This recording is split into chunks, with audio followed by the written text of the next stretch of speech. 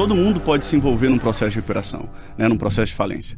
As pessoas tendem a achar que só o empresário entra no processo de recuperação. Na verdade, quando a empresa entra, quando ela pede a recuperação judicial ou quando é decretada a sua falência, ela arrasta com ela todo mundo que se envolveu com ela, né? Então, são fornecedores, são credores, a pessoa que comprou e não recebeu o produto, o trabalhador que estava ali.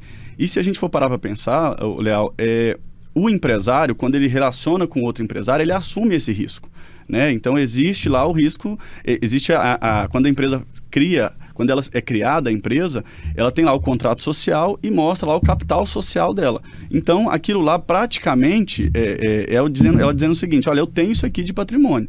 Qualquer dívida se a minha dívida ficar maior do que se eu quebrar, é risco do negócio. Você tem a oportunidade de ter lucro e a oportunidade do risco de eu quebrar e, além do que está no meu contrato social, não conseguir te pagar.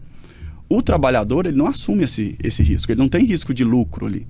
Ele tem um valor pago pelo trabalho dele, né? E muitas vezes esse valor, ele começa a sofrer pequenos atrasos e a empresa começa a entrar em crise, ela pede recuperação judicial e no momento em que ela pede recuperação judicial, ela está autorizada pela lei a não pagar mais aqueles credores, nenhum credor, tá? Para a gente tentar entender, quando a empresa está em dificuldade, mas ela tem uma saída, ela pode ser salva, né? Ela pode se recuperar, é uma fase momentânea aquela crise, ela pede a recuperação judicial e no momento em que ela faz esse pedido para o juiz, ela tem que especificar todo mundo que ela deve.